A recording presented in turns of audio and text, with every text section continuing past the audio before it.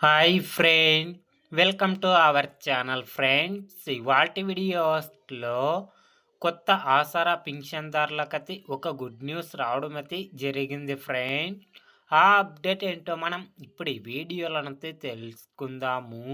మీరు ఈ వీడియోని ఎక్కడ స్కిప్ చేయకున్నట్ల చివరి వరకు చూడండి ఫ్రెండ్. అప్పుడైతే నేను చెప్పేది మీకు అర్థమవుతుంది.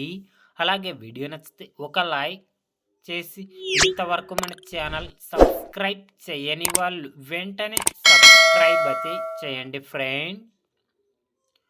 తెలంగాణ ప్రభుత్వం కొత్తగా పింఛన్ కోసం దరఖాస్తు చేసుకున్న వారికి శుభవార్త చెప్పేందుకు సిద్ధమైంది.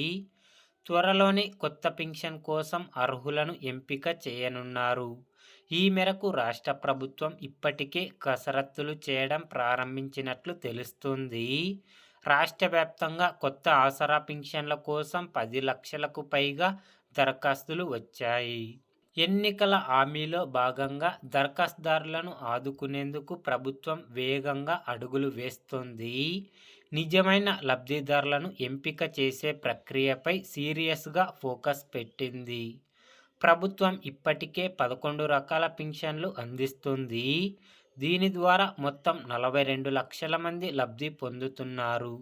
పలు అంశాలను దృష్టిలో పెట్టుకొని కొత్త పింఛన్లపై క్షేత్రస్థాయిలో పరిశీలన చేయనున్నట్లు సమాచారం. పింఛన్ తీసుకొని చనిపోయిన వారి స్థానంలో కొత్త వారిని చేర్చే అంశంపైన ఆలోచన చేస్తుంది. ఈ బడ్జెట్లోనే దానికి సంబంధించి కేటాయింపులు సైతం చేయనున్నట్లు తెలుస్తుంది ఫ్రెండ్స్. కాబట్టి కొత్తగా అప్లై చేసుకున్న 10 లక్షలకు పైగా ఆసరా పింఛన్దారులకు ఫిబ్రవరి నెల నుంచి కొత్త ఆసరా పింఛన్లు మంజూరు చేయడం అయితే జరుగుతుంది ఫ్రెండ్. ఆసరా పింఛన్దారుల గురించి ఏ చిన్న అప్డేట్ వచ్చినా వెంటనే తెలుసుకోవాలి అంటే వెంటనే మన ఛానల్ని సబ్స్క్రైబ్ అయితే చేయండి friend. Thank you for watching my video.